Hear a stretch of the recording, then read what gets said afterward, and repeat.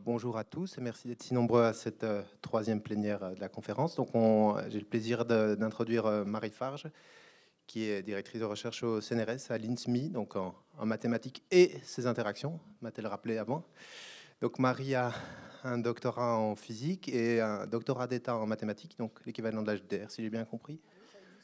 Voilà, donc elle a une longue recherche sur les ondelettes et leurs applications en physique. Et Navier-Stokes surtout, voilà. Merci.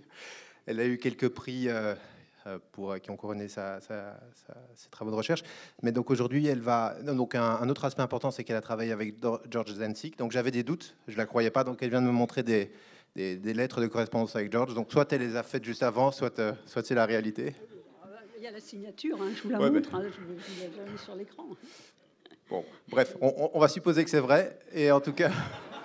Ah, les chercheurs, ça doute de tout, c'est une bonne chose d'ailleurs. Bon, en tout cas, moi j'ai croisé Marie grâce au réseau de ceux qui s'intéressent à la science ouverte. Et donc c'est de ça qu'elle va nous parler aujourd'hui. Elle a travaillé pour le comité d'éthique du CNRS, elle a travaillé ici pour l'Union européenne, mais je ne me rappelle plus à quel niveau. Donc, bon, bref, elle nous en parlera. Et donc elle va nous parler aujourd'hui de science ouverte. Et puis merci beaucoup d'être venu. Bon, on va l'arrêter.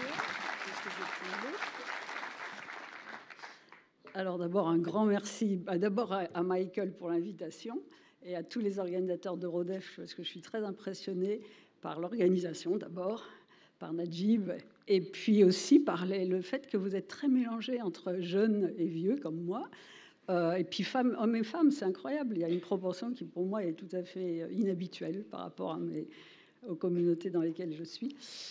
Voilà, donc... ah oui, puis alors, ce qui est amusant, c'est que je ne connaissais absolument personne. J'ai rencontré Michael hier soir pour la première fois, et Najib hier matin, et voilà. Donc, je débarque dans une communauté où je ne connais personne, mais c'est drôle, et puis ça m'amuse de suivre ce que vous faites. Donc, je vais vous parler d'un problème qui, je pense, quand même intéresse un peu tout le monde, vu que c'est la question des publications scientifiques. Et comme je suis bien vieille, j'ai connu l'époque de l'imprimerie, où il n'y avait pas Internet, il n'y avait rien de tout ça. Et puis surtout, on a porté les manuscrits écrits à la main. Et puis voilà, je vous raconterai un petit peu plus en détail. Et donc, je vais vous montrer l'évolution assez à la fois formidable et dramatique. Ça va être ça, en gros, le thème de l'exposé. Alors voilà, là, je vous montre le plan. Alors, je vais être obligée... Alors d'abord, peut-être remarque, je ne fais jamais d'exposé en français. Quasiment jamais, parce que la communauté internationale, et malheureusement, c'est le globish qui domine. Et alors, je me retrouve avec plein de problèmes de terminologie quand je veux vous parler en français. Donc, je vais avoir une première partie où je vais vous définir quelques principes sur lesquels je m'appuie, donner quelques définitions, mais très peu, pour qu'on parle bien de la même chose, et surtout se mettre d'accord sur la terminologie. Vous allez comprendre pourquoi. Alors, après, je ferai un bref historique pour montrer l'évolution depuis la création des premières revues de recherche, et puis un petit peu, mais vraiment en allant très vite, sur les questions de propriété intellectuelle, parce que c'est au cœur de cette affaire. Ensuite, je vais montrer qu'est-ce qui se passe aujourd'hui. Aujourd'hui, le problème, c'est qu'il y a des entreprises commerciales gigantesques à l'échelle de la planète qui ont pris le contrôle des revues de recherche et qui en font surtout une affaire de profit, ce qui est quand même un peu embêtant. Alors ensuite, je vous dirai comment les chercheurs et aussi les agences ou les instances qui financent la recherche essayent un petit peu de se révolter, parce que ça devient plus tenable financièrement. Et on essaie de reprendre la possession de nos revues. Et puis à la fin, je vous donnerai... Alors, je ne sais même pas des conseils, je vous dirai moi comment je fais, puis après, vous faites comme vous voulez. Mais au moins, qu'est-ce qu'on fait dans le système actuel pour essayer de faire au mieux de toutes les contraintes qu'on a. Vous êtes spécialiste de tout ce qui est optimisation sous contrainte, donc là, vous allez voir, il y en a quand même pas mal. Voilà. Donc, première partie, là, je vous définis quelques principes. Alors, un premier principe, c'est qu'une idée... Bon, les chercheurs, on manipule des idées, on fait des théories, etc., mais ça reste quand même quelque chose... même si on est expérimentateur, on cherche quand même à améliorer des théories scientifiques, etc. Donc, on est du domaine des idées. Alors, le domaine des idées, les idées ne sont pas des biens matériels. Et quelle est la différence entre un bien matériel et un bien immatériel comme une idée ? c'est que si je vous donne ma montre, je ne l'ai plus, donc il faut me compenser, et donc je vous demande de l'argent, c'est normal. Mais si je vous donne une idée, je ne la perds pas. Et au contraire, je gagne quelqu'un avec qui je vais pouvoir la discuter, donc l'améliorer ou la critiquer, en tout cas la faire avancer. Donc on est vraiment à l'opposé. Et donc dans ce cas-là, ça n'a, de mon point de vue, aucun sens de vouloir commercialiser la connaissance. Et a fortiori spéculer sur elle, ce qui est le problème de toutes les boîtes qui sont en train de vendre nos propres de nous revendre à nous-mêmes nos propres travaux, comme vous allez le comprendre. Et au contraire, ça entrave le développement de la connaissance. C'est-à-dire une idée qui n'est pas partagée, elle est morte. Je veux dire, moi, si je fais quelque chose et que je ne le rends pas public, je le mets dans une enveloppe, quand je meurs, personne ne saura que j'ai fait ça. Et surtout, elle sera perdue pour la recherche, quoi. Donc une idée ne se valide et se développe que si elle est partagée, discutée et vérifiée. La vérification et tout le côté garantir, on va y revenir, mais la reproducibilité des travaux scientifiques, c'est super important. Parce que ce que font les chercheurs, c'est une œuvre collective. Et on est jugé par nos pairs, c'est-à-dire par les autres chercheurs. Ça, c'est très important. Alors, et je vais un cran plus loin en disant les articles de recherche et les publications en général, parce que publication, c'est un peu plus large qu'article, c'est éventuellement les données qu'on publie, etc., devraient être des biens communs de la connaissance. Et là, je m'appuie sur quelqu'un, c'est dommage, j'aurais dû vous poser la question, j'aurais pas dû le mettre sur la slide. Qui connaît Elinor Ostrom? Bon, ça, c'est pas quand même, bon, ça va, mais ça pourrait être mieux, ça pourrait être mieux. Bon. C'était simplement la première femme prix Nobel, et pendant longtemps la seule, d'économie, parce que vous êtes quand même dans une business school, vous devriez connaître les prix Nobel d'économie. Bon, et alors la deuxième, vous la connaissez, c'est Esther Duflo, et ça c'était Elinor Ostrom, c'était en 2009, et Esther Duflo en 2019. Et alors pourquoi elle a eu le prix Nobel d'économie? Ça, c'est très intéressant, là, ce que le comité Nobel a donné comme explication. Ils lui ont donné pour son analyse de la gouvernance économique, en particulier les biens communs, en montrant comment des ressources mises en commun peuvent être mieux gérées par les personnes qui les utilisent que par les gouvernements ou des entreprises privées. Donc pour moi, on est un peu au cœur du problème. Alors voilà une petite photo d'Elinor Ostrom. Vous voyez que c'était une dame qui avait du caractère. Malheureusement, elle est décédée. Voilà. Alors un deuxième principe. Alors, la reproducibilité des résultats, aussi bien des expériences de laboratoire, mais aussi des expériences numériques. On fait tous des expériences numériques. Et surtout votre communauté, mais la mienne aussi. Moi, je fais de la simulation à partir des équations fondamentales comme Navier-Stokes. Mais bon, c'est-à-dire on fait des grosses simulations, en tout cas. Donc, mais ça s'appelle des expériences numériques. Alors, donc, la reproducibilité des résultats des expériences, l'exactitude des théories et des calculs, sont la fondation, les bases sur lesquelles les chercheurs peuvent construire des nouvelles théories, faire évoluer la recherche, quoi. C'est fondamental. C'est-à-dire, si les bases ne sont pas solides, si quelque chose a été mal, on a laissé passer des erreurs, un jour, on monte une jolie cathédrale, et puis un jour, ça s'effondre. Donc, c'est un peu embêtant. Alors, ensuite, donc, vous savez qu'en science, l'objectivité est cruciale. C'est vraiment la base. La base je suis aussi physicienne, comme Michael l'a dit. Vraiment, la colonne vertébrale de la physique, c'est le principe de relativité qui dit que les lois sont indépendantes des observateurs. Donc, l'objectivité, c'est justement être indépendant. C'est-à-dire, on cherche qu'est-ce qui réunit tout le monde, qui est indépendant de moi, mon propre point de vue. On regarde tous les points de vue et on fait la théorie qui met d'accord tous les points de vue. C'est pas la même chose qu'en politique. Je dis ça aussi parce qu'on est dans une business school. C'est très important. Le principe de relativité, c'est fondateur, si vous voulez. Donc, c'est l'objectivité, on va dire. Alors, l'objectivité est cruciale pour la science.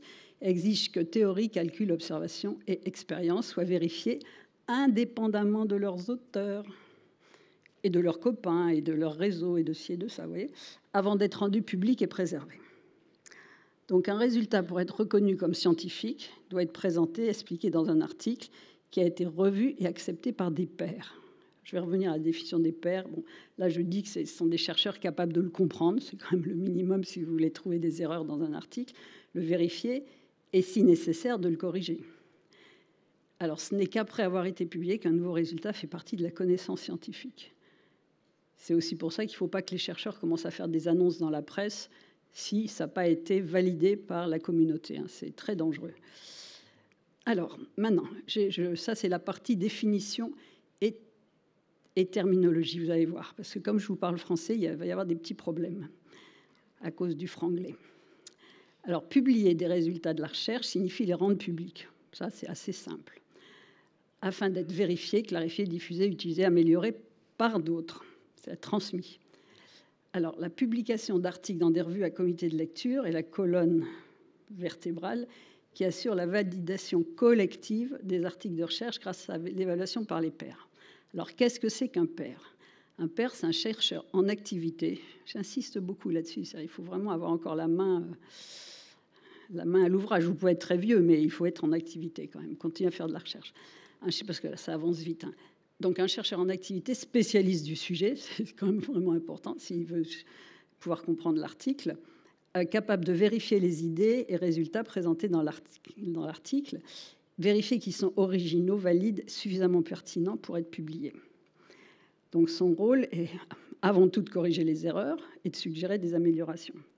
Alors, c'est là qu'il y a le problème de la langue. Ils agissent en tant que... Alors, en anglais, on dit « editor ». Les membres d'un comité éditorial sont des éditeurs. Donc, moi, j'emploierai dans tout ce que je vais vous dire le mot « éditeur » pour un membre du comité éditorial.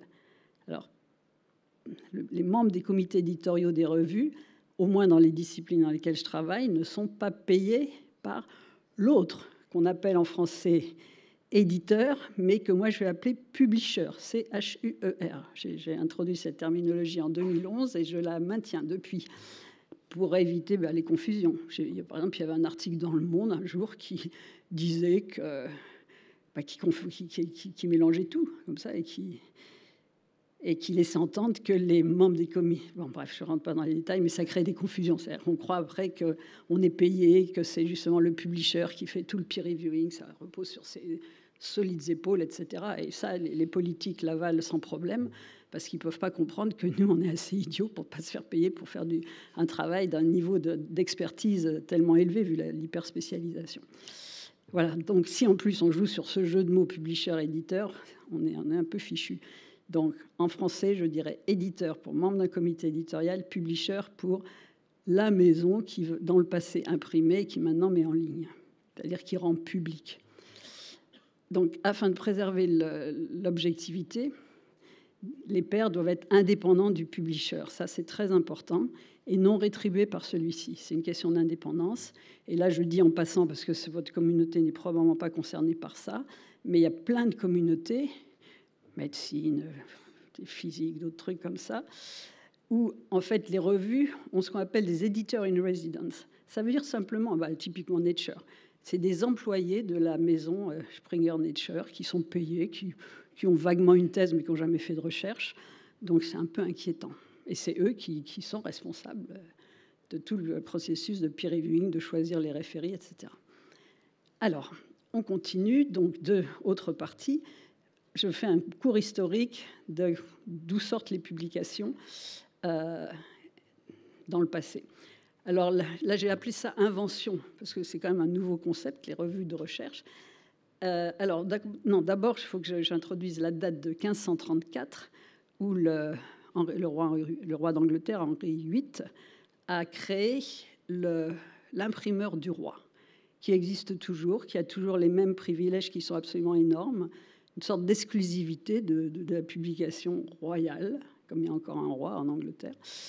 Et ça, c'est donné à Cambridge University Press. Ils ont aussi l'exclusivité, parce que vous savez peut-être que le roi d'Angleterre est aussi le chef de l'église anglicane, donc ils ont aussi l'exclusivité de la Bible de Saint James. Bon, déjà, ils vivent depuis longtemps sur un bon pactole. Bon, en tous les cas, c'est les premiers éditeurs, la première maison d'édition, on va dire scientifique, si vous voulez, pour la recherche. Alors maintenant, les revues. Donc, le premier publisher, on va dire, scientifique qui nous concerne. Alors, les premières revues créées, ça a été le Journal des savants, qui a été créé à Paris le 5 janvier 65. C'est-à-dire des groupes Avant, les gens communiquaient par lettre, simplement en correspondance privée ou alors en discussion. Et puis la Royal Society a imité avec le 6 mars 65, la même année, en créant les Philosophical Transactions, qui, elles, existent toujours. Alors nous, le journal des savants, un peu disparu, mais en gros, c'est l'Académie, maintenant, c'est les comptes rendus de l'Académie, dont la tradition s'est maintenue, seulement ça n'a plus le même nom. Alors, je voulais aussi vous faire un petit passage important pour moi sur l'historique du droit d'auteur et du copyright. Alors ici, j'ai une question à poser à la salle. Parce que comme je ne suis pas de votre communauté, peut-être les pratiques ne sont pas exactement les mêmes. Par le comité éditorial, après peer reviewing, ça part chez le publisher. Et alors, est-ce que le publisher vous demande de lui donner gratuitement votre... Alors, droit d'auteur ou copyright? Vous allez voir, ce n'est pas la même chose juridiquement. Donc, qui signe des copyright transfer forms? Ah ouais, là, c'est bien. Là, oui, là, c'est sérieux. Là, c'est sérieux. Bon, mais alors, est-ce que vous savez ce que vous faites quand vous signez ça? Ah, c'est ça le problème. C'est ça le problème. Bon, alors je vais quand même essayer de vous expliquer historiquement d'où ça vient, parce que vous allez tout de suite comprendre qu'en France, on est dans un système juridique vraiment différent du système du copyright, qui est appliqué par les revues. Pourquoi? Parce que vous allez comprendre, c'est vachement plus intéressant pour eux d'être en droit du copyright. Et ça, c'est historique. Alors, on revient à l'année 1710, sous le règne de la reine Anne. Parce qu'à l'époque, bon, d'abord, il faut dire qu'on était à cette époque-là, imprimer un livre, ça coûtait très, très cher. C'était vraiment... C'est pour ça aussi que les imprimeurs, ils n'avaient pas du tout envie de se faire voler leur... parce qu'il y avait beaucoup d'éditions pirates à Amsterdam et à Genève, par exemple, et c'était un manque à gagner. Voilà. Donc, ils sont allés se plaindre auprès de la reine, et la reine leur a donné un droit de protection des imprimeurs, donc des publishers. Donc le droit anglais protège de façon bien solide le publisher, mais pas les auteurs. Voilà. Alors, je passe à un autre... Donc ça, c'était en 1710. Je passe à un autre pays quelques années plus tard, quand la Constitution américaine a été rédigée, vous savez, par Benjamin Franklin, mais aussi Beaumarchais a joué un rôle là-dedans. Et là, ils avaient compris qu'il fallait protéger les auteurs un peu plus. Et donc, c'est dans l'article 1 de la Constitution des États-Unis, on protège le droit exclusif des auteurs. Simplement, quelques années plus tard, la loi fédérale américaine a eu la mauvaise idée, en fait, de copier le régime anglais du droit du copyright. Donc, les États-Unis sont en droit du copyright aussi aujourd'hui. Tous les pays du Commonwealth, plus les États-Unis, sont en droit du copyright. Et qu'est-ce que c'est que le droit du copyright? Ben, je viens de vous le dire, oui, c'est un truc qui protège énormément les auteurs, c'est une bêtise, qui protège énormément les publishers et pas les auteurs. Alors nous, en France, c'est une histoire complètement différente. C'est une histoire amusante. Et c'est justement Beaumarchais aussi. Bon, Beaumarchais, il avait lancé une grève de la Comédie Française parce qu'en tant qu'auteur, il en avait assez que ce soit les comédiens qui prennent l'argent du public et qui ne le donnent jamais aux auteurs. Voilà, ça avait commencé comme ça. Et il avait créé la Société des gens de lettres qui protège les auteurs.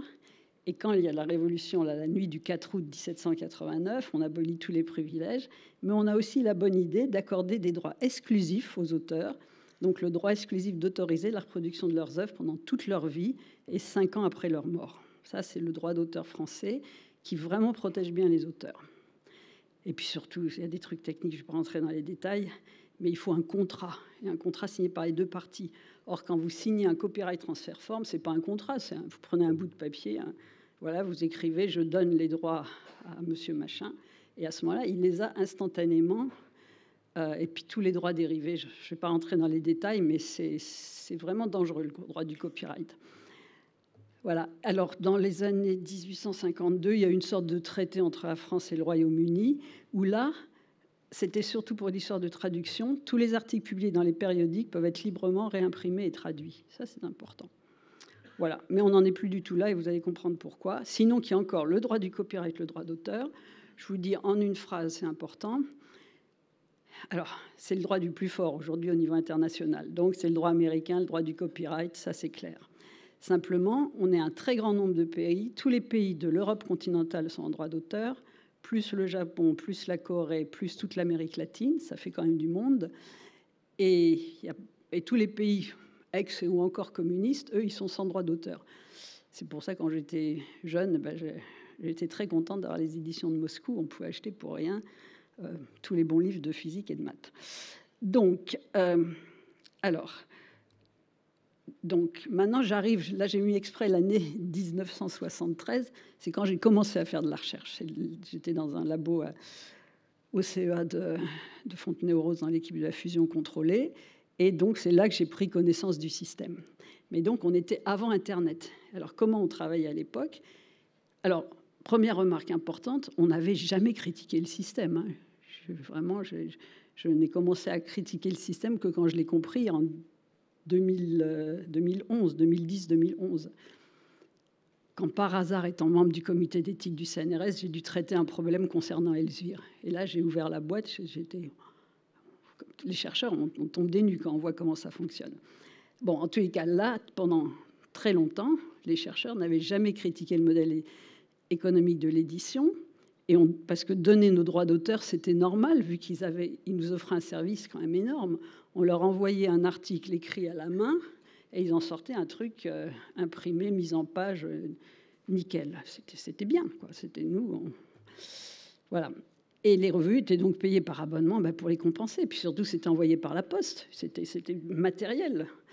Et puis à la bibliothèque, on faisait la queue le lundi, le jour où arrivait le journal qu'on voulait, parce qu'il y en avait un exemplaire pour tous les gens du labo. Voilà, donc on n'avait rien contre ces systèmes. Simplement, ce système, il date de Gutenberg. Et depuis, on a maintenant l'édition électronique qui n'est pas du tout de la même nature. Bon, donc l'ère de la publication imprimée a quand même duré 5 siècles, c'est pas mal. Et maintenant, elle est remplacée par l'ère de l'édition électronique et du web. Alors là, je fais une petite incise pour vous montrer que dès le siècle précédent, il y a quand même beaucoup de chercheurs, surtout ceux qui sont en informatique, étaient déjà très au fait d'essayer de faire de la publication numérique. Moi, je me souviens, j'écrivais donc, vous pouvez être tous, j'imagine, vous programmer. Et on avait des éditeurs, mais seulement pour éditer les programmes. Et moi, j'utilisais l'éditeur pour les programmes, mais aussi pour écrire mes articles. C'était logique. On avait un petit éditeur de texte. Voilà, bon, je ferme la parenthèse. En tous les cas, en 1978, un grand informaticien que vous connaissez certainement, Donald Knuth, a créé le logiciel LibreTech, qui est quand même un outil formidable pour travailler. Donc, il a créé Tech, et la Tech, c'est la suite de ça. Et avec cette idée de mise en page des articles indépendants du texte, c'est génial. Voilà. Et puis, c'est très, très bien fait. Et surtout, en particulier, pour la mise en page des formules mathématiques. Ensuite, en 89, vous le savez tous, Tim Berners-Lee, mais vous ne savez peut-être pas que c'est avec Roger Caillot, qui tous deux étaient informaticiens au CERN, qui introduisent les adresses URL, le protocole HTTP, le langage hypertexte HTML, ce qui a permis au web de fonctionner. Et puis ils avaient une très belle machine qui était un Next, une machine que j'ai eue, que j'ai adorée, et qui fait très naturellement de l'hypertexte. Donc c'était assez... Voilà. Tout ça, ça joue un rôle. Et alors la bonne idée qu'ils ont eue, c'est qu'ils ont refusé de breveter tout ça. Ils se sont posé la question. J'ai eu des discussions avec Roger Caillot à ce sujet, mais ils se sont dit non, il faut que tout le monde en profite, c'est pas la peine de bloquer le truc. Ensuite, en 91, un physicien qui était à Los Alamos, Paul Ginsparg, parce qu'on échangeait des préprints, mais c'était un peu compliqué parce qu'il s'est dit on va les mettre de façon électronique, ça ira plus vite. Donc il a créé le premier, ce qu'on appelle archive. Donc on peut appeler ça une archive, mais en fait c'est un dépôt de préprint. En français, de prépublication. Préprint, ça veut dire simplement avant que ça ait été peer-reviewé, et qui est toujours très utilisé en physique, en maths et en informatique. Ensuite, ça vous connaissez... si vous êtes d'une business school, vous connaissez peut-être. Non, votre communauté n'est... Non, on est dans une business school, mais votre communauté n'est pas spécialement business school.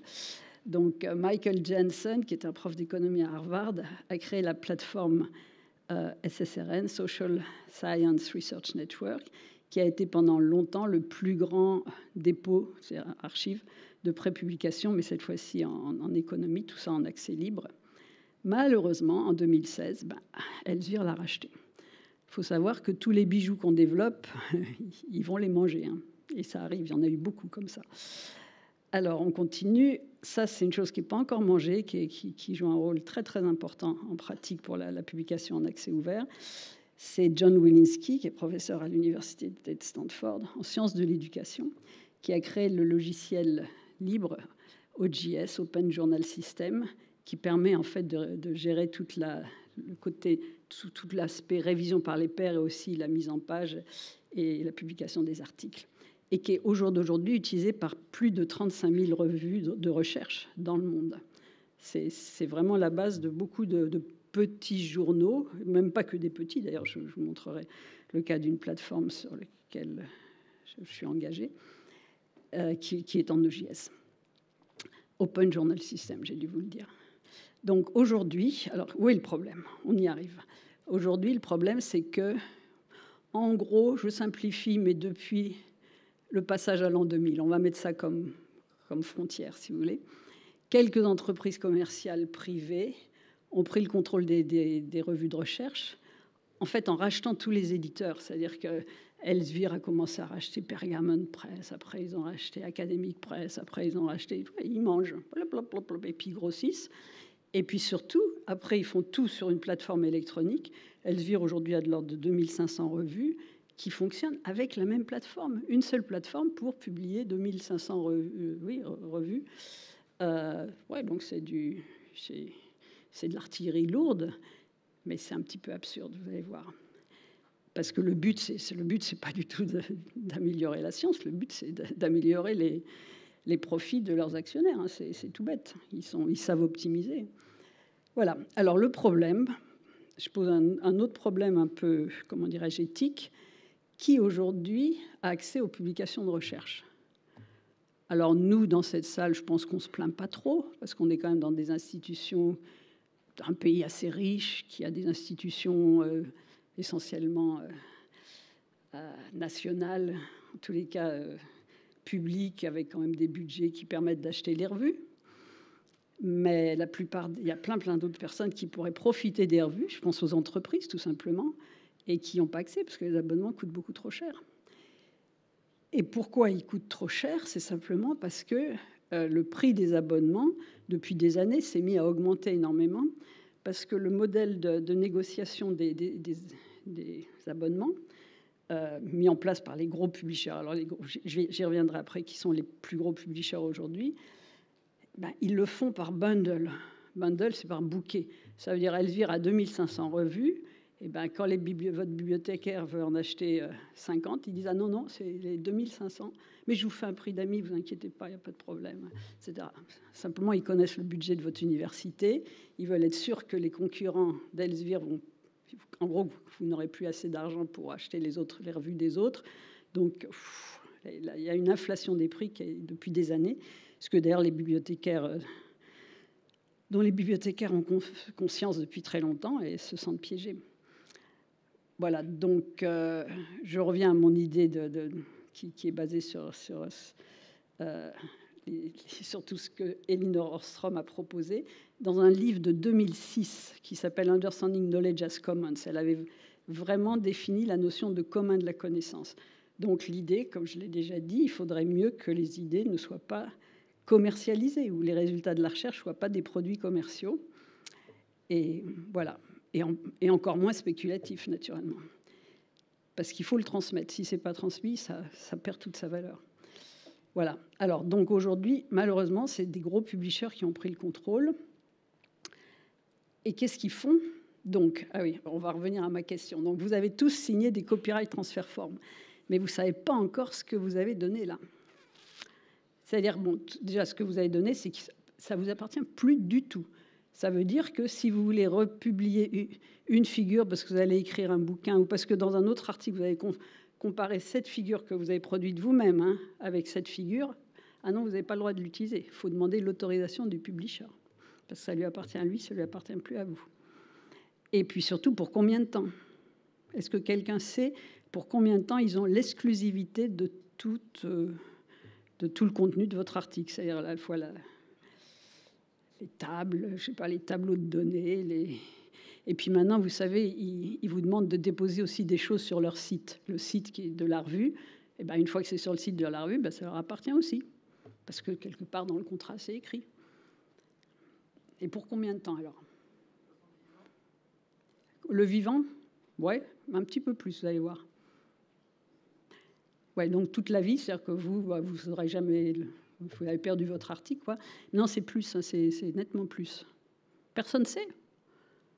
Ah ben, en gros, il y a 100 ans de recherche qui est privatisé, parce que c'est 70 ans après la mort du dernier co-auteur à mourir. Voilà, c'est un peu embêtant. Voilà, donc, alors je vais un peu vite à ma conclusion au cas où j'ai plus le temps je vais être obligé d'accélérer plus tard. Bon, les agences de moyens, le CNRS, la Commission européenne, les grosses maisons qui ont beaucoup d'argent et qui en ont assez de perdre leur argent sur des questions comme ça, maintenant nous interdisent de donner notre copyright. Voilà. Normalement, on ne doit plus donner son copyright.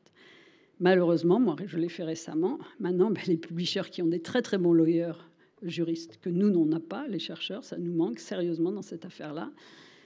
Et ben moi, on m'avait demandé, récemment, j'ai fait un gros article où j'avais dit, mais je ne donnerai jamais mon copyright. On m'a dit, oui, pas de problème, non, pas de problème. Effectivement, je n'avais pas donné mon copyright. Simplement, ils m'ont demandé de signer, ce que je n'ai pas fait, une licence exclusive et perpétuelle d'exclusivité de ma publication. Alors, ça veut dire que là, ça ne tombe même plus dans le domaine public 70 ans après ma mort. C'est intelligent, ça, de leur part.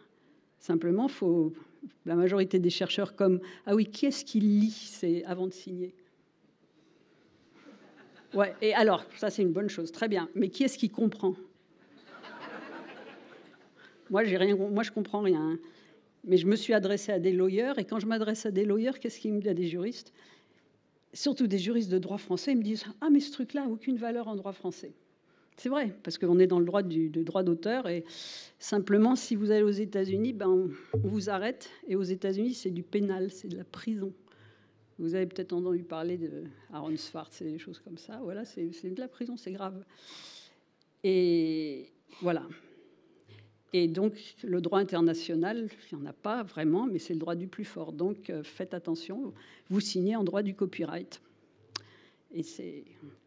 Voilà. Mais quand même, quand j'ai écrit l'avis du comité d'éthique en 2011, oui, je vous raconterai, parce que c'est quand même un truc grave, ça.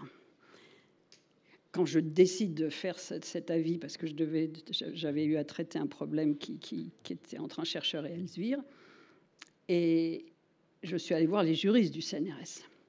Et donc, je devais écrire un avis sur les relations entre les chercheurs et les maisons, les publishers, les maisons d'édition. Et je suis allée avec toute une série de copyright transfer forms que j'avais signées. Parce que moi, depuis que j'ai un site web, vers 96-97, je mets la version publiée et finale, le PDF de la version finale sur mon site web, parce que ça remplace les tirés à part. Dans le temps, quand vous publiez un article, le publisher vous envoyait, je ne sais pas, 50 à 100 tirés à part pour que vous les distribuiez. Et donc, pour moi, mettre ça sur mon site web, c'était permettre à des gens qui voulaient voir l'article de le télécharger. OK, donc j'apporte ça, et les juristes me disent « Ah ben non, on ne peut pas vous dire, on n'y connaît rien en droit d'auteur, rien. » J'étais choquée. « Ah ben non, nous, on se fait le droit du brevet, ça on s'y connaît, mais pas en droit d'auteur. » Pourquoi? Parce que le droit d'auteur appartient aux chercheurs en propre. Et le CNRS, ce n'est pas son problème, il n'a rien à voir avec ça. Et donc, c'est quand même un peu embêtant, parce qu'on n'a pas de juriste pour nous aider justement à comprendre les trucs qu'on signe. Et j'ai envie de dire un peu, je me suis amusée quand j'ai rédigé...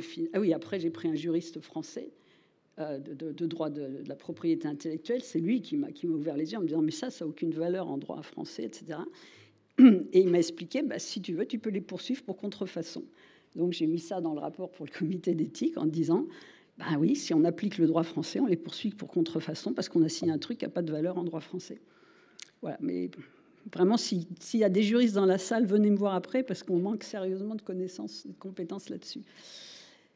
Et Voilà, donc, alors maintenant, qu'est-ce qu'on veut? On essaye...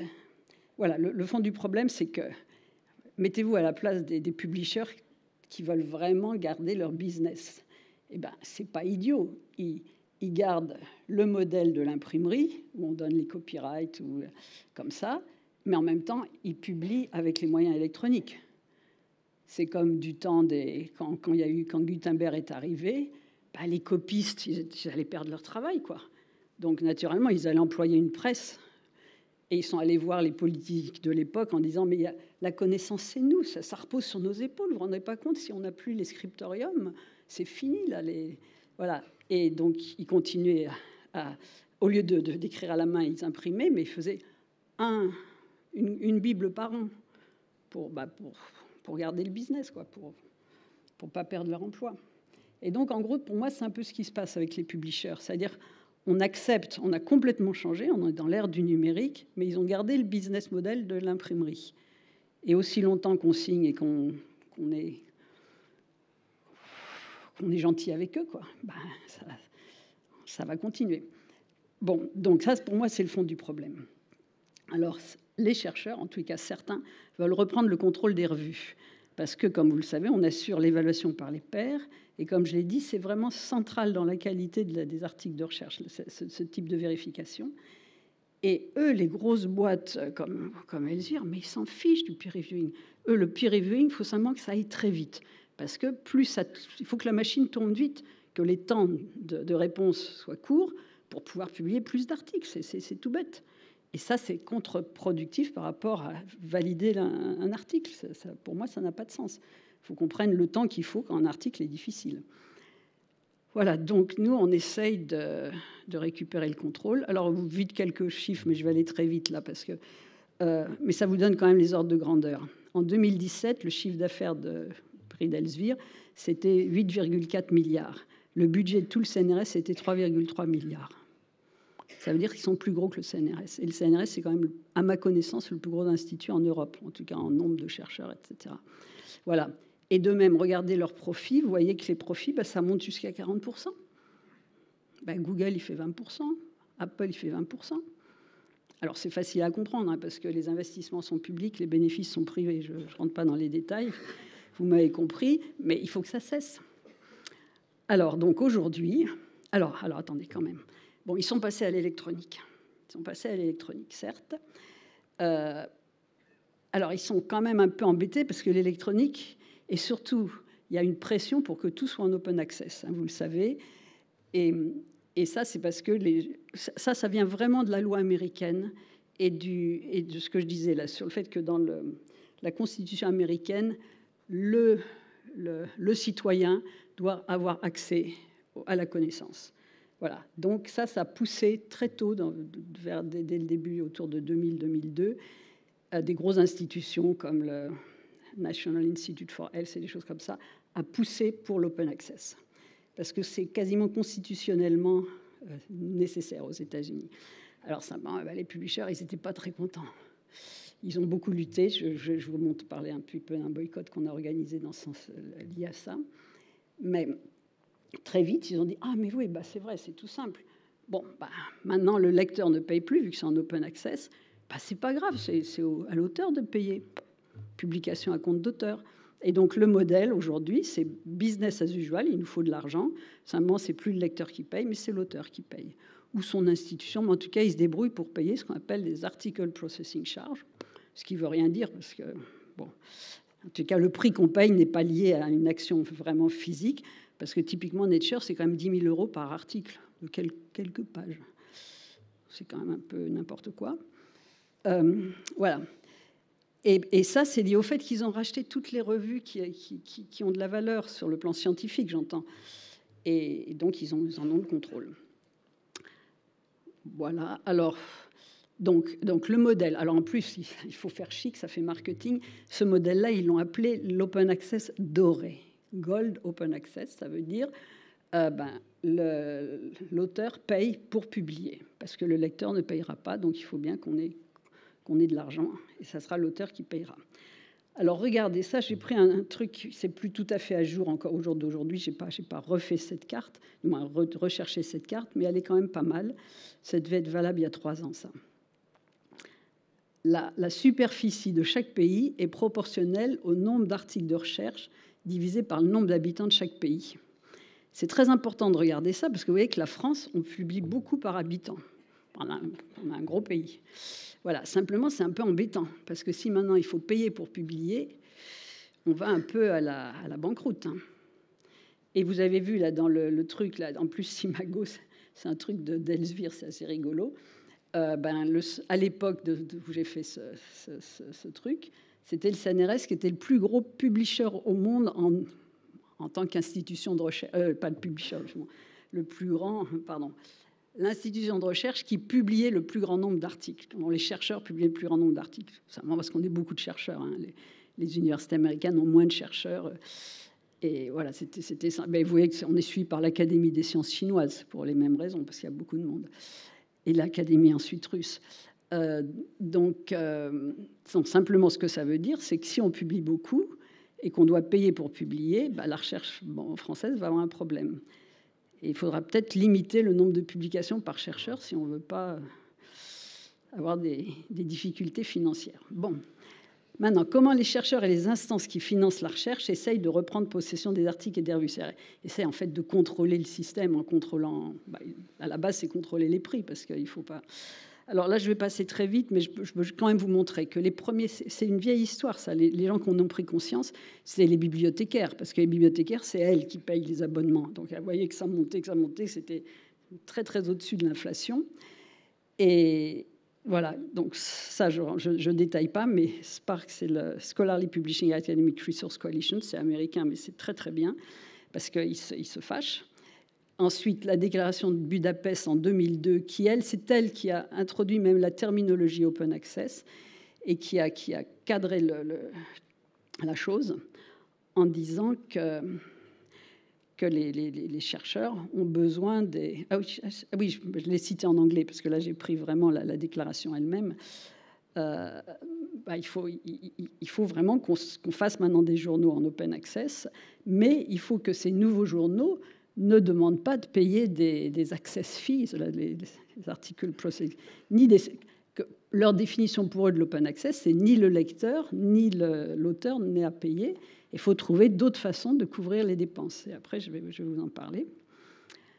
La déclaration de Berlin, très importante en 2003, mais je voulais juste vous la montrer, surtout pour vous montrer que ça, c'est signé par les funding agencies. Et en 2003, le directeur du CNRS, à l'époque Bernard Larouturou l'a signé, le directeur de la Max Planck, le directeur de l'INSERM, c'était donc à très haut niveau des funding agencies. Ils se sont dit, oui, on ne peut pas laisser faire. Alors, on va sauter un tout petit peu.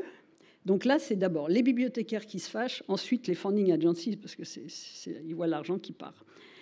Et puis là, moi, je veux quand même vous parler en une slide de cette personne qui joue encore aujourd'hui un rôle, mais absolument remarquable. Alors elle a de la chance. Elle est dans un pays qui n'a pas de droit d'auteur, où rien n'est illégal, parce que les droits d'auteur n'existent pas. Le Kazakhstan, hein, c'est ex-pays communiste. Et ce qu'elle a fait, c'est qu'elle est arrivée à créer une plateforme où il y a eu 80 millions d'articles. Et c'est la plateforme qui est la plus téléchargée pour les articles de recherche au monde. Parce que tous les pays qui, tout simplement, ne peuvent pas payer, et tous les gens dont la liste, je sais pas, j'avais mal lu ma liste, mais les retraités, les professeurs du secondaire, tous les gens qui ne sont pas dans un labo qui est capable de payer tous les frais, ils sont bien contents d'avoir SciHub. Et j'ai encore vérifié hier soir, ça remarche, parce que quelquefois, comme c'est pirate, quelquefois, c'est... Voilà.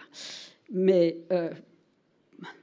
elle rend un service énorme à la recherche. Vous pouvez... Bon, elle est chercheuse elle-même, naturellement, en neurosciences, et moi, je l'utilise énormément. Et il y a eu des analyses de fait, et un grand nombre de chercheurs l'utilisent. Bon, alors en 2012, maintenant, cette fois-ci, c'est nous qui nous sommes fâchés.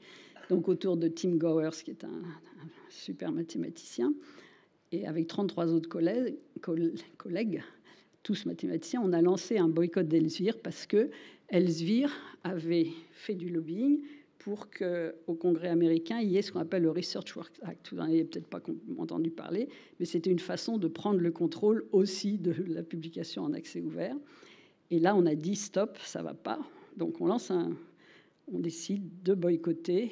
Il y a un site web qui s'appelle Cost of Knowledge, où les gens commencent à écrire « Je ne veux plus soumettre d'articles à Elsevier, ni être référé, ni être membre d'un comité éditorial. » Et très peu de temps, moins d'un mois après le début du boycott, j'ai mis ça exprès parce qu'on est dans une business school, tout de suite, les gens de la finance, mais qu'est-ce qui se passe là? Mais ça ne va plus marcher, là, les 40%, c'est pas possible.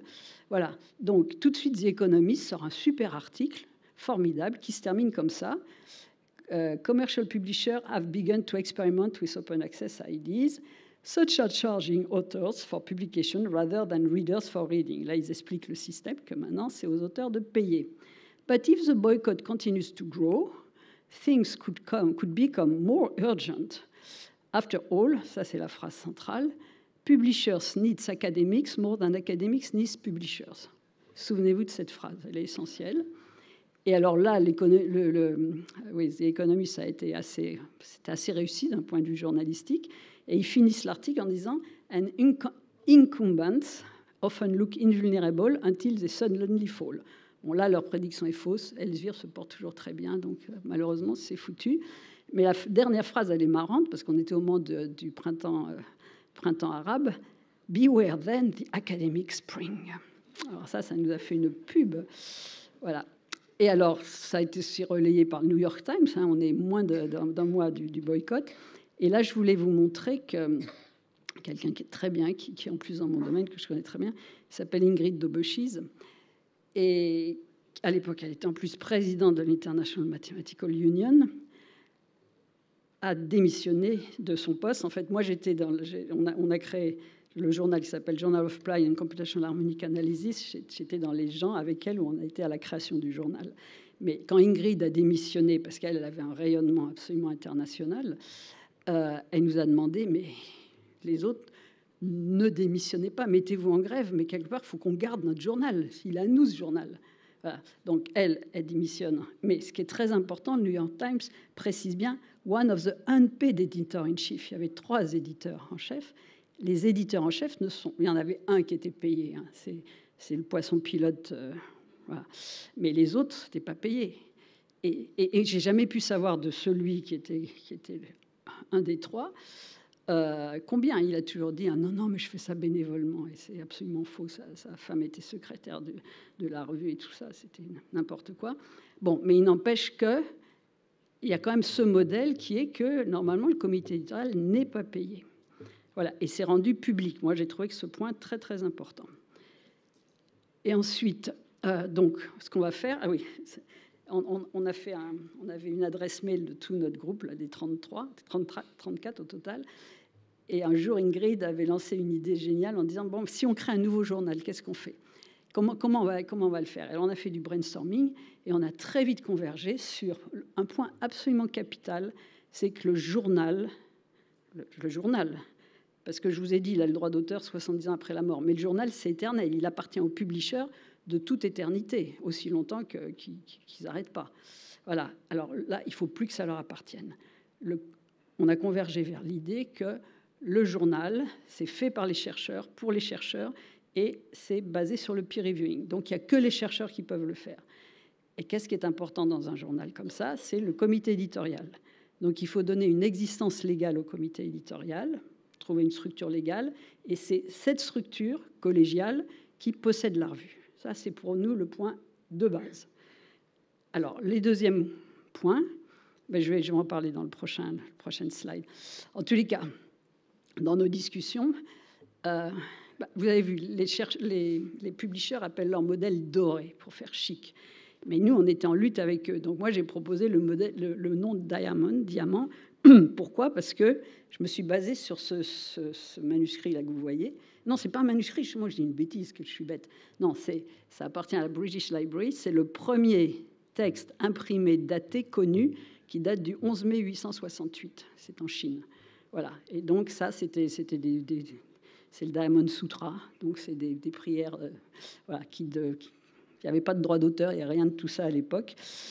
Voilà, donc on a appelé le modèle diamant, mais aussi par surenchère par rapport aux publishers, pour que ça, c'est quand même un peu une guerre de communication.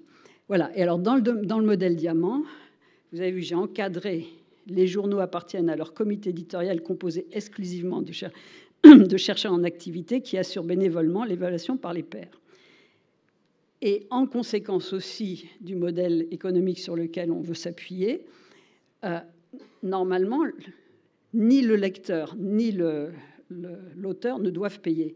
Pourquoi ? Parce que qui est-ce qui paye la recherche ? C'est les institutions publiques. Même si vous appartenez à une université, je ne sais pas, aux États-Unis, qui est privée, votre financement, c'est Department of Energy, c'est National Institute for Health, NSF, etc. C'est de l'argent public, d'accord ? Parce que la recherche est du très long terme. Donc, tout ça est financé par des funding. Tout le travail de recherche est financé par de l'argent public, plus les infrastructures de recherche dont on a besoin, les centres de calcul, les ci, les ça, les satellites, les accélérateurs, les télescopes, tous ces machins-là, c'est financé par de l'argent public. Ensuite, le travail d'écriture des articles, c'est financé sur de l'argent public. Le peer reviewing aussi. Et le tout petit truc à la fin, juste mettre en ligne, ça c'est privatisé. Donc, il y a quand même un petit problème. Voilà. Donc, alors, nous, ce qu'on dit, on ne veut surtout pas d'argent. Par contre, ce qu'on veut, c'est que les agences de moyens nous donnent, comme on nous donne des centres de calcul, si vous voulez, qu'on crée des infrastructures de recherche parce qu'on a besoin d'une plateforme de publication. Elsevier a une plateforme de publication pour ses 2500 revues. Ben, nous, on voudrait une plateforme de publication pour publier plein de revues. Et dans ce modèle, il y a un truc extrêmement important. Parce que ce qu'on veut, en tout cas, nous, la direction qu'on suit dans notre groupe, c'est qu'il faut remettre le peer reviewing vraiment au centre. C'est-à-dire remettre de la qualité, de garantir la qualité du peer reviewing. Et la meilleure façon de garantir la qualité du peer reviewing, dans ce modèle, c'est que vous avez une infrastructure de publication, c'est-à-dire qui gère tout l'aspect, ce que font les imprimeurs, ce que font les publishers. Voilà. Cette infrastructure professionnelle le fait, avec, à mon avis, des bibliothécaires à la base, parce que c'est une façon de recycler, de reformer les bibliothécaires, parce qu'elles sont paniquées, les bibliothécaires. Dans le temps, elles nous voyaient dans les bibliothèques, on attendait le journal en papier, etc. Maintenant, c'est plus le cas. Donc, elles pensent qu'elles sont en train de perdre leur travail. Et c'est pas vrai, parce qu'on a besoin d'elles pour faire justement marcher les revues, parce qu'elles sont des spécialistes de l'information. Et pour que les revues, nous, ce qu'il nous faut, c'est très important. Il faut vous enlever de la tête le fait que mettre en ligne, rendre public en ligne, c'est-à-dire publier, ça coûte rien. Ça coûte beaucoup. C'est pas un truc simple. Pourquoi ? Parce que si vous n'avez pas les bonnes métadonnées, si vous n'avez pas des professionnels de l'information qui ont bien mis en ligne votre article, eh ben, personne ne le retrouvera. Il est disponible, mais il n'y a pas l'adresse, personne ne sait. Même pas il faut vraiment de la qualité au niveau du service de gestion de ce genre de plateforme. Donc ça doit être fait par des professionnels, mais les bibliothécaires peuvent être très bien recyclés, on va dire, pour faire ça. En tous les cas, nous, on demande ce genre de plateforme. Et l'intérêt aussi de ces plateformes, c'est que si votre journal, on dit que vous êtes un comité éditorial qui avait un journal auquel vous tenez beaucoup, eh ben, vous venez candidater sur la plateforme pour qu'on le publie gratuitement, ça ne vous coûtera rien. Mais par contre, nous, membres du comité scientifique de la plateforme, on va quand même vous demander comment vous faites le peer reviewing. Montrez-nous les 3 dernières années, les rapports. Ah oui, vous faites avec juste un rapport. Ah non, ça, c'est pas sérieux. Non, il faut au moins 3 rapports. Puis montrez-nous les rapports, quoi, ils ont une demi-page. Ah non, ça, c'est pas un rapport de référé. Et puis, etc., etc. Hein. Ou alors... le peer reviewer qui a cité tous ces articles pour qu'on lui refourgue ces articles, etc. Bon, disons, il faut ouvrir la boîte, parce que la boîte, elle est quand même pas très propre, quelquefois. Hein, voilà. Et ce mécanisme-là permet d'avoir un feedback où le peer reviewing est pris en compte dans l'évaluation du journal. Cette fois-ci, on parle et si le journal est jugé de bonne qualité scientifique, avec un comité éditorial reconnu par une communauté intéressés par ce journal, là, on donne le feu vert pour qu'il puisse être publié comme ça. Et alors, cette plateforme existe. Je vais sauter un tout petit peu parce que je vais être obligée d'aller un petit peu plus vite. Attendez, je passe tout de suite à la plateforme Mersenne. Donc, en 2018, on a créé cette plateforme qui est financé par le CNRS et l'univers, mais que les maths du CNRS, que l'INSMI. Hein. Et puis, on aimerait bien que les autres mettent la main au porte-monnaie. Et l'université de Grenoble. Et celle-là, elle est complètement en diamant. Et elle publie donc... Ah oui, alors donc elle est toute en... Ah oui, un autre truc très important, il faut que les plateformes de publication soient en open source. Parce que naturellement, toutes les plateformes des publishers, elles sont... On ne sait absolument pas ce qu'ils font. On n'a aucune façon de vérifier le process. Et en plus, le fait que c'est en open source, le gros avantage, c'est que si une plateforme a développé des outils qui intéressent la communauté, à ce moment-là, d'autres plateformes les réutilisent. Et donc, dans le cas de Mersenne, tous les articles sont soumis, jusqu'à récemment, en tech ou la tech. Et puis, tout le logiciel qui fait le processus éditorial et la mise en ligne, etc., c'est OJS, Open Journal System, qui est open source. Voilà. Et alors là, j'ai pris la plateforme hier. Voilà, donc c'est public, à but non lucratif, en accès diamant. C'est pérenne, c'est créé par des chercheurs et des chercheuses, pour des chercheurs et des chercheuses. Voilà. Et puis, donc, c'est sous contrôle. Et alors, j'ai sélectionné les revues qui ont été acceptées par la plateforme Mersenne. Moi, je suis membre du comité scientifique. Eh bien, il y en a quelques-unes qui vous concernent, mais en particulier OJMO, qui est celle que Michael anime, si j'ai bien compris. Et puis, après, j'ai sélectionné, je ne sais pas si ça vous intéresse, mais revues ouvertes d'intelligence artificielle. Bon, je me suis dit, vous faites de la combinatoire, Algebraic Combinatorics. Math in Action, c'est des maths applis, voilà. Et puis SMAI, Journal of Computational Mathematics. Bon, là, j'ai sélectionné pour vous.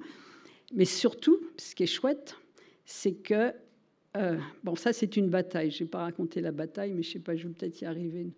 Bon, non, on ne va pas raconter la bataille.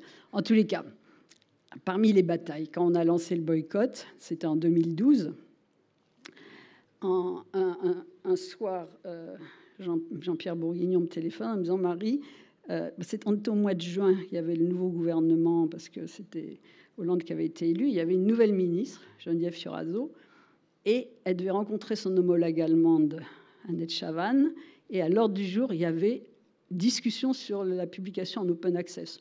Grosse panique au ministère, ils ne savaient pas très bien ce qu'il fallait dire.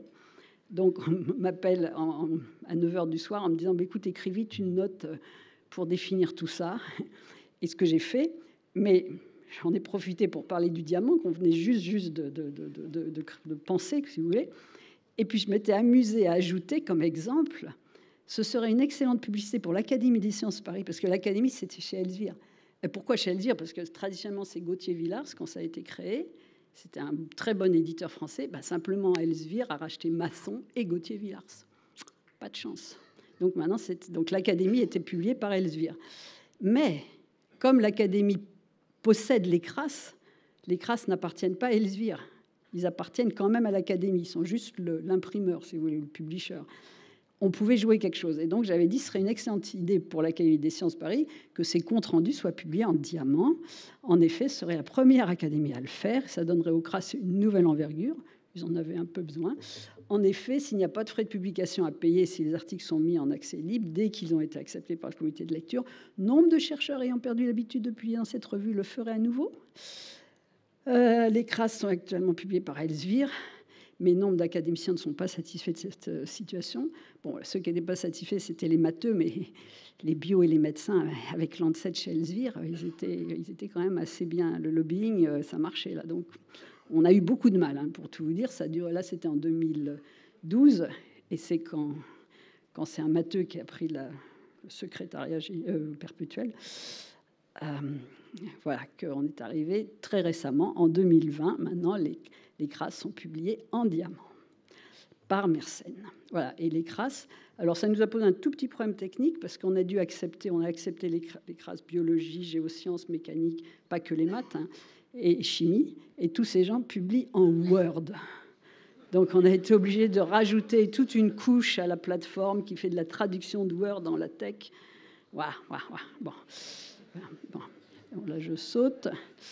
Alors maintenant, je vais à la dernière partie qui vous concerne peut-être plus directement, qui est maintenant, qu'est-ce que je peux vous conseiller? Alors je peux peut-être je peux déjà, en attendant, parce que vous avez vu, le système est vraiment tellement sous la pression du lobbying des publishers que la difficulté, c'est de le faire évoluer rapidement. Bon, donc aujourd'hui, les publishers nous imposent le modèle doré. Mais dans ce cas-là, il y a quand même une solution, et c'est d'ailleurs ce que propose le CNRS, c'est de dire, écoutez, vous et c'est moi ce que je propose aussi depuis longtemps, c'est pas grave, vous publiez dans la meilleure revue de votre communauté. Pour moi, la meilleure revue, c'est celle dont le comité éditorial fait le meilleur travail, sur le plan justement de la qualité du peer reviewing. Parce que laisser passer une erreur, ça peut quand même être mauvais pour votre carrière. Je veux dire, si votre article est publié et qu'après tout le monde vous tombe dessus en disant mais c'était faux, et ça, c'est la responsabilité du comité, du process de peer reviewing. Donc, votre intérêt, c'est d'aller chercher le journal où le peer reviewing est de meilleure qualité, à mon avis. Mais ce journal est peut-être soit par abonnement, soit en doré. Et souvent, même aujourd'hui, ils sont en hybride. C'est-à-dire que les publishers reçoivent l'abonnement, et quand vous voulez, vous, publier en open access, ils disent « Ah ben oui, mais il faut payer. » Et c'est beaucoup. Hein. Moi, j'ai déjà dû payer 2200. Récemment, ils me demandaient 2500. Simplement pour un truc qui est déjà vendu par abonnement. Juste pour simplement avoir le droit de mettre en open access. Ce qui est assez n'importe quoi. Bon, bref, en tous les cas, vous choisissez la revue qui vous intéresse sur le plan scientifique, on va dire, et vous faites bien attention, et c'est ce que je fais. Je vais avancer. Je vais vous montrer, moi, comment je fais. Parce qu'il faut qu'on laisse du temps pour les discussions. Voilà comment je procède avec mes articles, et c'est ce que je vous conseille de faire avant de l'envoyer à une revue. Vraiment, donc à ce moment-là, vous êtes en pleine possession de tous vos droits. Vous avez le droit de faire ce que vous voulez avec votre article, mais c'est l'article qui est pour vous en version que vous êtes prêt à faire circuler. Mais il n'a pas été envoyé pour peer reviewing.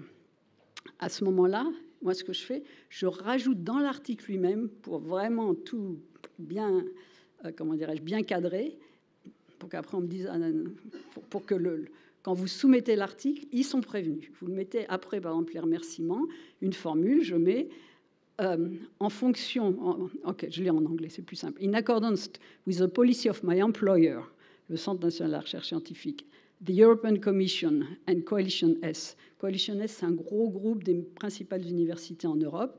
Ils se sont tous mis d'accord sur le fait qu'un chercheur ne doit plus donner son copyright. Et par contre, il doit mettre sa version auteur avant soumission sur une archive comme archive, une archive ouverte, et le mettre en CC-BY. Alors, je n'ai pas fait la définition. Est-ce que tout le monde sait ce que sont les Creative Commons License?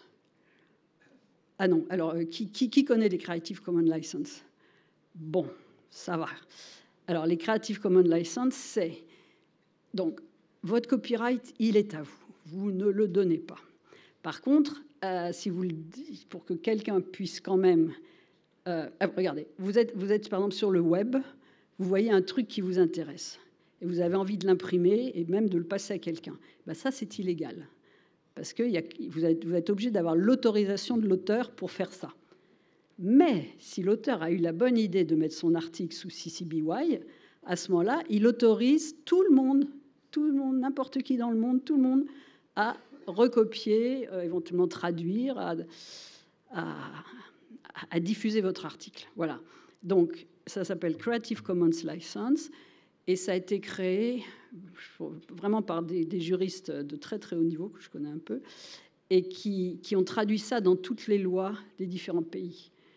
Et c'est traduit en loi française. Donc, je ne rentre pas dans les détails. Vous irez sur le site voir Creative Commons. OK. Et avant donc de soumettre, je le mets sur Archive en CC-BY. Et après, quand l'article est accepté, si le publisher me demande de signer quelque chose, je dis non. Parce que grâce à la licence CC-BY, j'ai autorisé tout le monde et n'importe qui, dont vous, à publier mon article. Donc, voilà, c'est fait. Je n'ai rien à signer. Je crois que là, j'en suis à juste... il reste encore 10 minutes. Je crois qu'on veut un peu de temps. Oui, d'accord. Non, mais j'ai fini. Tu vas voir, j'ai fini. Donc, que faire aujourd'hui? Les publishers continuent, c'est ce que j'ai dit. Donc, on ne doit pas donner son droit. Le truc important, c'est en rouge. Nous ne devons plus donner nos droits d'auteur à qui que ce soit avant de soumettre l'article à une revue à comité de lecture de notre choix, nous les chercheurs. il faut le déposer dans une archive ouverte sous licence CC BY. Voilà. Alors, je voulais faire un tout petit peu de pub pour ça. No free view, no review. Un petit conseil personnel, c'est que si on vous demande de référer pour une revue qui ne vous plaît pas, vous dites non. Et puis, si vous voulez vraiment pousser dans une certaine type et de qualité d'open access, vous ne publiez, vous n'acceptez de faire le peer reviewing plutôt que dans des trucs avec lesquels vous êtes en accord, on va dire, éthique ou moral. Voilà. Et puis avec des jeunes qui étaient encore informaticiens à l'école normale, je vous note juste ça. On avait créé cette plateforme pour vous aider à déposer vos articles dans des plateformes comme Zenodo, que vous connaissez peut-être. Donc il y a Archive aux États-Unis, mais il y a Zenodo qui est la grosse plateforme européenne qui est au CERN, qui est financée par la Commission européenne. Et puis sinon, il y a HAL aussi. Donc on a vous pouvez déposer en un clic, en passant par Dissémine, sur HAL ou sur Zenodo ou sur d'autres plateformes. Voilà. Et ça, c'est Antonin Delpech, qui était étudiant encore à l'école normale quand il a créé cette plateforme, qui est toute en open source, bien évidemment, et qu'on autofinance avec rien. Ça coûte rien. On paye les... Juste... Bon, bref, c'est pas une... Vous le testez si ça vous intéresse. Il y a des problèmes toujours de développement. C'est pas évident de faire des plateformes comme ça. Mais donc on avait créé ce comité pour l'accessibilité aux publications en sciences et humanités pour justement financer, être complètement autonome d'aucune institution. C'est nous qui décidons ce qu'on fait de cette plateforme. Voilà, donc j'ai terminé. Et si vous avez des questions...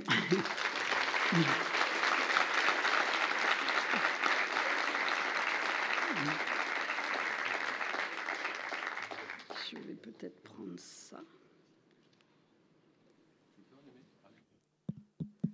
Ah oui, il y a les questions en bas, c'est vrai. C'est bon, c'est allumé.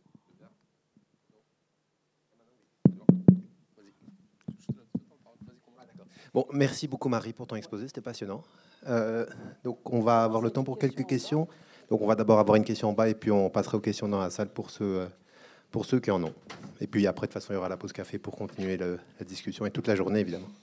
Levez déjà la main ceux qui ont envie de poser une question pour que je gère le temps de réponse. Vu qu'il y a Est-ce que vous m'entendez bien? Oui. Oui. Donc, je suis dans la salle 01 pour ceux qui ont une question.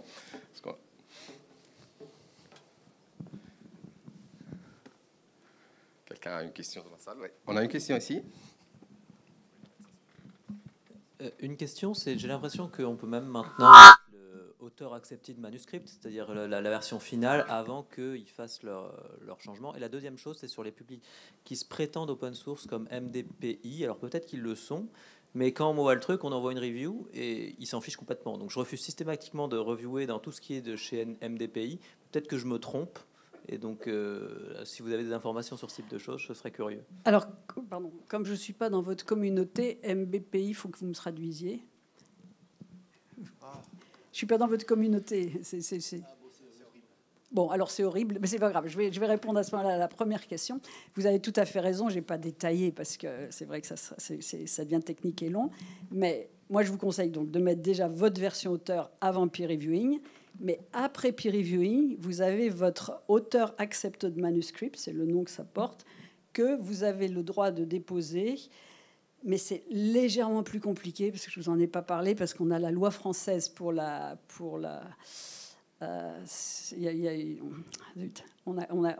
crois que c'était en 2015. On a beaucoup milité, beaucoup de gens.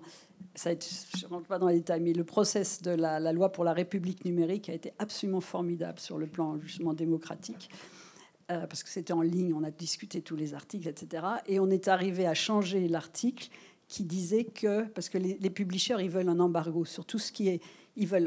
Je vous ai parlé très vite du fait qu'on dépose dans des repositories, mais les publishers ne veulent pas, parce qu'ils veulent avoir une période d'embargo, ils ont l'exclusivité de tout. Et dans la loi qui avait été proposée par Axel Lemaire, la première version, c'était 12 mois pour les sciences exactes.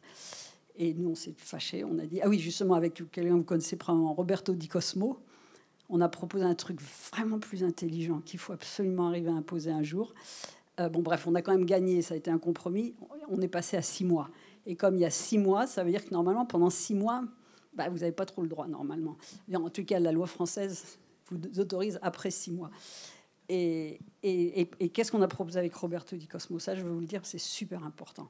C'est que quand un chercheur signe un copyright transfer form, ça n'a aucune valeur parce qu'il est dans une situation, en anglais on dit imbalance, c'est-à-dire c'est comme je vous mets un pistolet sur la tempe, signé. Et bien ça n'a pas de valeur légale parce que ces gens sont trop forts. Moi récemment, il m'est arrivé justement un gros article de 77 pages, comme je l'avais mis déjà sur Archive, avec écrit dans l'article tout ce que je vous ai dit. Et ben finalement, Springer Nature n'a pas voulu. C'est pour un truc qui a été racheté par Springer Nature, qui était chez Birkhäuser avant. Et ben, mon article n'est pas sorti. Moi, je m'en fiche, il est sur Archive, tout le monde peut le lire. Mais c'est quand même désagréable. C'est-à-dire qu'il ne sera jamais publié au sens officiel, si vous voulez. Voilà. Mais ça veut dire qu'ils ont encore un pouvoir de nuisance assez grand. Et c'est pour ça qu'il nous faut la loi, et que la loi, si on arrivait à avoir quelque chose comme ça, qui est... On peut signer. L'idéal, c'est soit de pouvoir signer tout et n'importe quoi, parce que ça n'a pas de valeur, ou de ne jamais signer. Voilà. Mais pour l'instant, il ne faut jamais signer, parce que la loi n'est pas complètement... il y a 6 mois d'embargo. Et pour beaucoup de disciplines, c'est trop... Pour les sciences exactes, c'est trop long. Et en sciences humaines et sociales, ils ont obtenu 12 mois d'embargo. Voilà. Ça, c'est la loi pour la République numérique. Bon, est-ce que j'ai répondu à peut-être pas toutes les questions, parce que l'autre, je n'ai pas compris le nom de la revue ou il y a une autre question, je crois. Oui, moi j'avais une question dans le hall. Oui, pardon. En fait, c'est un peu dommage que votre conférence était très intéressante. C'est un peu dommage qu'on ne vous ait pas rencontré en 1973. Ah, j'étais née, ça tombe bien, mais bon. Parce qu'en fait, il y a plein d'informations très, très intéressantes. Alors, le gros problème, en fait, c'est quand même l'histoire de la poule et l'œuf, quoi. Parce que les comités d'évaluation, que ce soit les comités d'évaluation du CNRS, ou que ce soit ça s'appelle plus les commissions de spécialistes, je ne sais plus comment ça s'appelle maintenant. Le comité national. Hein. L'Écosse, maintenant les comités. Pour le CNRS, c'est le comité national. En fait, mais pour les labos aussi. Juge les publications en fonction de. En maths, c'est peut-être un petit peu différent, mais en informatique ou recherche opérationnelle, il y a quand même beaucoup de chercheurs qui connaissent les meilleures revues d'un domaine, et les meilleures revues d'un domaine, malheureusement, sont souvent des revues Elsevier. Alors, est-ce qu'il y a une politique du CNRS pour pousser, en fait, finalement, l'acceptation de ces revues, quoi, de ces autres revues, et les pousser? Je sais pas, ça peut être jusqu'à certaines... Je ne sais pas quelles sont les incitations qui vont permettre ça, mais voilà. Disons, le CNRS nous demande vraiment instamment de faire ce que je fais, c'est-à-dire de ne pas signer, de dire tout de suite qu'on le met, votre version auteur, en Creative Commons soi-même, mais les publishers après, ils ont encore le droit. C'est comme, je sais pas, vous invitez quelqu'un chez vous, et puis pour qu'une raison XY, cette personne se comporte... Quelque part, ils ne peuvent pas vous obliger. Vous avez soumis votre article chez eux, quelque part. Ils ont quand même vraiment un gros pouvoir, les publishers. En tout cas, moi, les échanges que j'ai eus là, avec Springer Nature, c'est allé très, très loin. Je pense que c'est illégal, mais moi, il faut que je prenne un lawyer pour me défendre, et je n'ai pas les moyens. Et j'insiste sur le fait que nos institutions doivent nous fournir des bien meilleurs juristes et spécialistes de ça. Pour moi, c'est critique. Parce que... Si on veut publier dans des revues qui sont justement où ils sont absolument opposés à l'idée, souvent les revues, ce qu'ils veulent, moi j'ai vu ça avec Cambridge University Press, ils sont vraiment gonflés, c'est qu'ils veulent qu'on leur donne notre copyright pour que ce soit eux qui le mettent en open access. Parce qu'à ce moment-là, ils sont propriétaires et c'est eux qui... Moi, j'ai pas le droit... Je pourrais vous montrer des trucs avec CUP. J'ai pas le droit de le mettre moi-même pour eux. Et j'avais payé des APC pour ça, etc. Bon, je rentre pas dans les détails.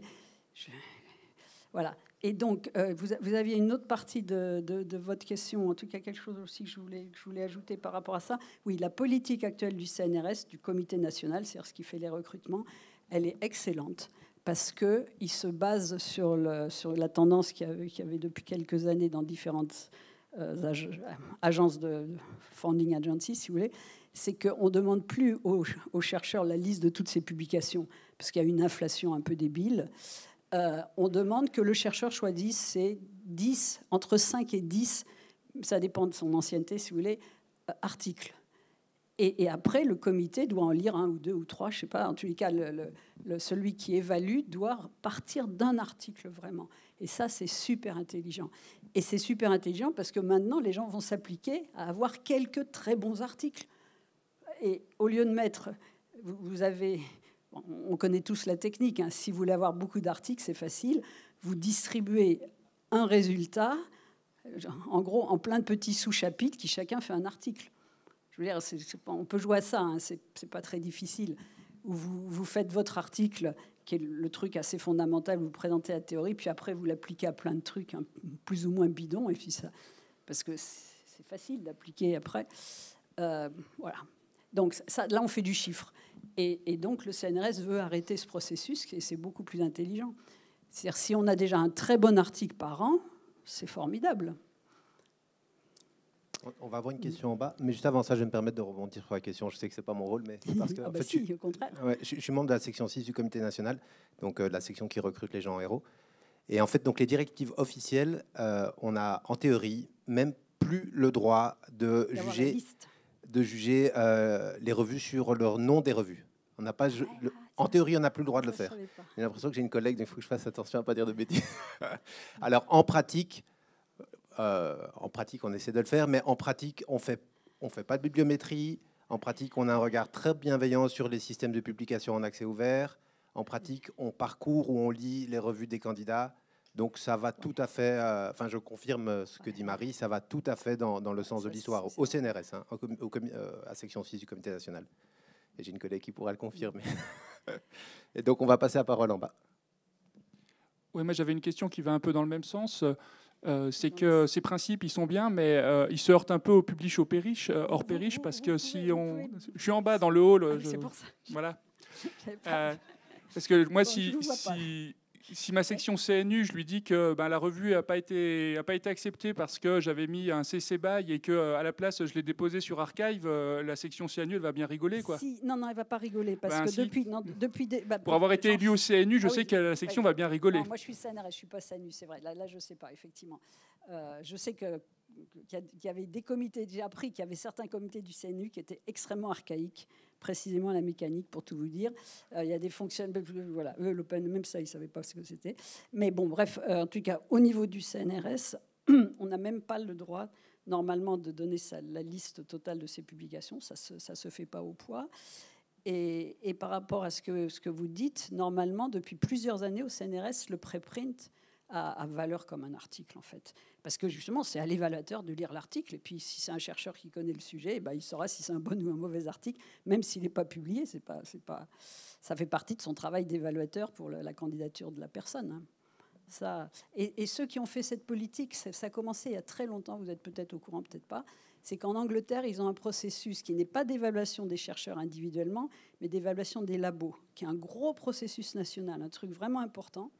Et depuis des années, ils demandaient justement que chaque chercheur d'un labo ne donne que ses 5 meilleures publications. Et alors après, on jugeait l'équipe, si vous voulez. Ce n'était pas le chercheur individuellement, mais chaque chercheur de l'équipe, 5 publications, pas plus. On ne veut pas de surproduction, on veut des bons articles. Et bien ça, vous allez voir, ça fait un feedback positif, c'est-à-dire ça va remonter de la qualité dans les articles. C'est une politique saine.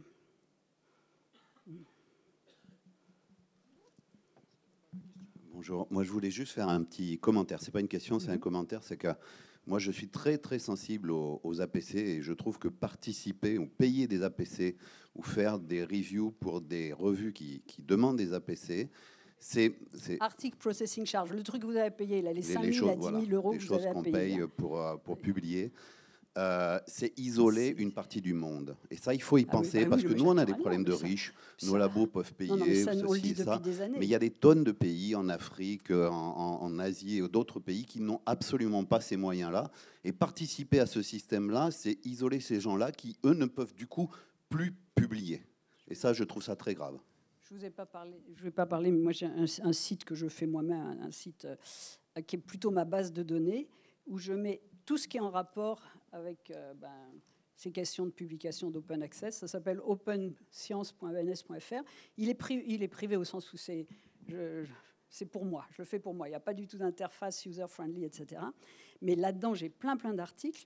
Et il y a un article qui est très vieux, qui est de Gadakar, qui était le président de l'Académie des sciences, d'une des académies des sciences indiennes, un très très bon chercheur, qui avait écrit un article très très excellent qui montrait que pour les pays comme l'Inde, les pays du moins bien financés, c'est catastrophique. Je veux dire, c'est interdire aux gens de publier. C'est lamentable. C'est avant, ils avaient des difficultés pour lire, mais au pire, ils demandaient à un collègue d'envoyer une copie, etc. Là, ils ne pourront plus publier. C'est dramatique. Non, ce système est pervers. Et il est d'autant plus pervers, vous avez tous entendu parler des revues qu'on appelle prédatrices. Tous ces trucs totalement bidons que vous recevez, je suis sûr, on vous a demandé d'être dans des comités éditoriaux débiles, etc. Pourquoi c'est vraiment facile à comprendre. Comme vous allez payer pour publier, le peer reviewing, il n'existe même pas souvent. Il n'y a même pas de peer reviewing. Mais le gros problème, c'est qu'il y a plein de pays, dont les pays, la Chine, etc., et d'autres, où le salaire du chercheur est proportionnel à son nombre d'articles. Moi, quand je publie des articles dans des trucs comme PRL, etc., qui, de mon point de vue, ne sont même pas des revues sérieuses, parce que j'insiste sur le fait qu'une revue elle peut être très réputée, mais son impact facteur, pourquoi il est élevé? Parce qu'il couvre tout. PRL couvre toute la physique. C'est Physics Review Letter. Un truc qui couvre toute la physique, ça ne peut pas être un travail sérieux. Et Nature, c'est pire. Voilà, donc, voilà. Et c'est pour ça qu'ils ont leurs fameux éditeurs in residence, qui sont des employés. Et à PRL, j'ai eu plusieurs fois l'expérience, je m'en suis rendu compte, ce n'est pas quand vous soumettez un article, ce n'est pas les éditeurs officiels où vous avez des grands prix Nobel, des ci, des ça, ouais, éditeurs de PRL. Non, c'est l'éditeur in residence, qui est quelqu'un qui n'est pas du tout chercheur, en tout cas, et qui va, avec des outils un peu d'intelligence artificielle, faites gaffe, là, vous travaillez peut-être pour ces gens-là, va vous optimiser le choix des référies, avec des outils comme ça d'aide à la décision. Je vous parle à la bonne communauté, n'est-ce pas? Et moi, ça m'est arrivé comme ça. J'ai un PRL, il y a longtemps, 2 rapports de référies, tous complètement négatifs. Bon, je lis le rapport, je dis, maintenant, le gars, il n'a rien compris à l'article. C'est aussi bête que ça. Donc, je fais appeal, vous faites appel. Et là, pour la première fois, vous avez un éditeur qui est un des vrais membres du comité éditorial. Là, il nous a fait un truc dithyrambique. On a même eu la couverture de PRL. Voilà, bon, ça montre que le système ne fonctionne pas. Et donc, il faut vous adresser à la revue la plus spécialisée de votre domaine, même pas de votre domaine, de l'article en question. Votre article, il est dans un sujet bien précis. Et là, il faut vous assurer que vous allez rencontrer des référies qui comprennent. Parce qu'autrement, vous allez au hasard. Et les revues prédatrices, c'est vraiment très, très dangereux parce que tous ces pays où il faut publier beaucoup, ça entretient leur business. Et après, ça va finir par...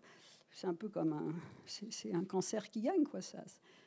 Il faut vraiment se bagarrer là-dessus. Et puis, il faut se donner des lignes éthiques. Et c'est ce que le CNRS essaie de faire. Et il faut le respecter parce que c'est important, ça. Mais en même temps, il faut garder la liberté académique. Et c'est pour ça que je redis ce que j'avais dit avant.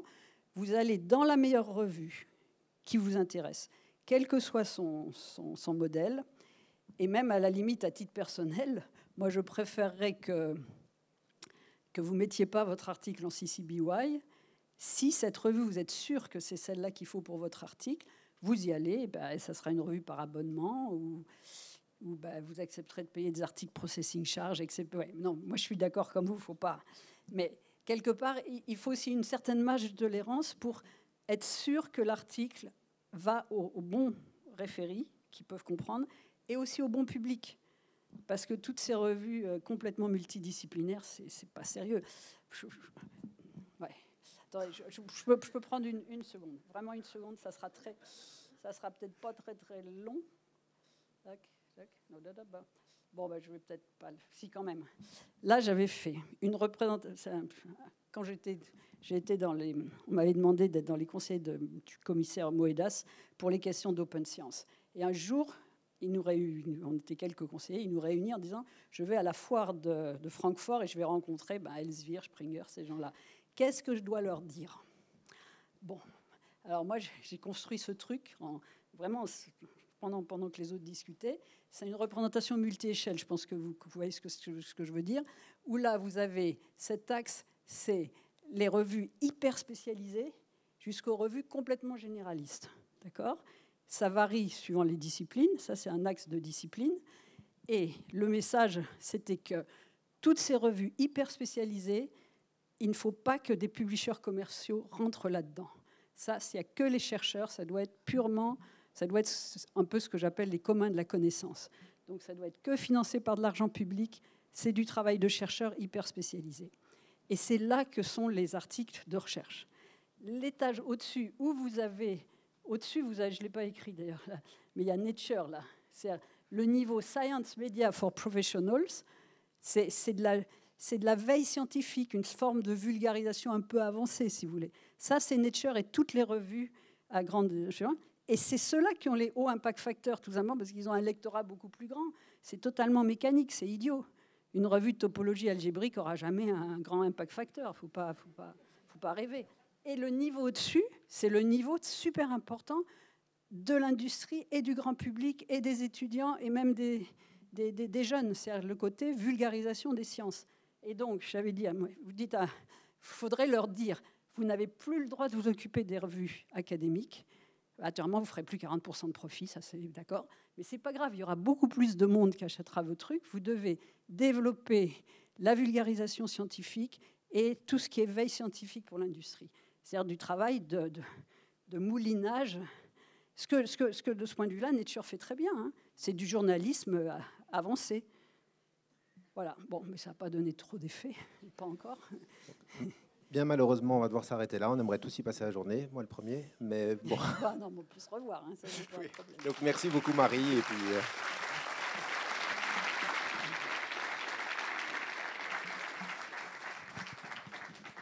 Merci beaucoup, Marie. On ne se lasse pas de vous écouter. S'il vous plaît, juste une petite minute. On va donner un petit cadeau à Marie, comme on donne un cadeau à tous les conférenciers des plénières. Comme Marie, elle partira un peu plus tôt, donc on va lui donner son cadeau là maintenant. Merci beaucoup, Marie.